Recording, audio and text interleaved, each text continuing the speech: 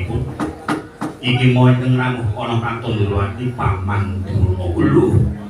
Eyang Durna mengkono menapa kersanipun Eyang Begawan Durna lho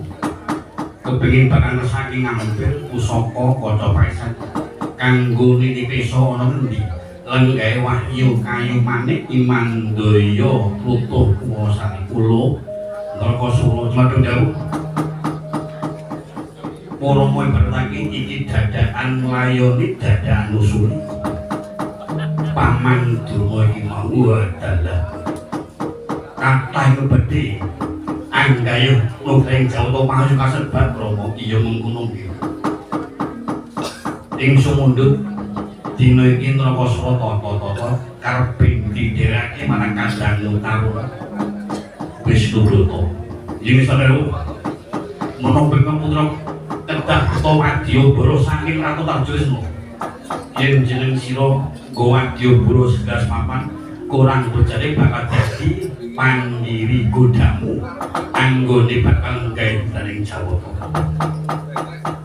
makaten Rama iya cukup marang Kandang sira Taruna anggon jeneng sira angupaya urip ing Jawata lan angupaya pertapan guwa pintu sanga esame dawuh kemarin kebutuhan panandal pasilen angupaya pertapan guwa pintu sanga nyuwun nampi pekapangestu Kanjeng Rama ya sing ati-ati muga bisa kasembadan apa sing dadi panjang kamu nanging wiswane kudu kuat anggonmu prihatin esame dawuh Wisnubrata cumadun dawuh Kanjeng Rama ingkang tata-tata Kandang sira merda direkna esame dawuh Kakang Patih Udawa cumadun dawuh Kanjeng Diwaji metu nyoba budana Wadyabara sing padha ngatur sibuk Jaganegara aja nganti ana dom sumuping banyu kang isine mung kepengin bakal gawe rengkan dolan gawe kacitakaning para kawula sing tanpa ngerti dodok saling perkara iki wis patut dawuh kemarang ngabdi Pacamat Wasilan dinamakan Wadyabara Pato Jati sing ati-ati Kakang Patih Udawa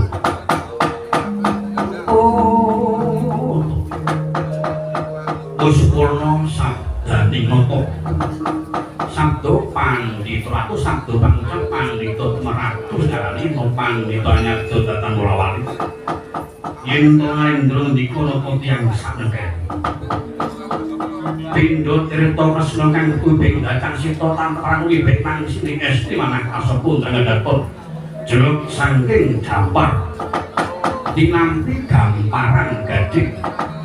biar berporab di berdua silang saking mandro ketinggal sesanti kunduriro Sri Norroto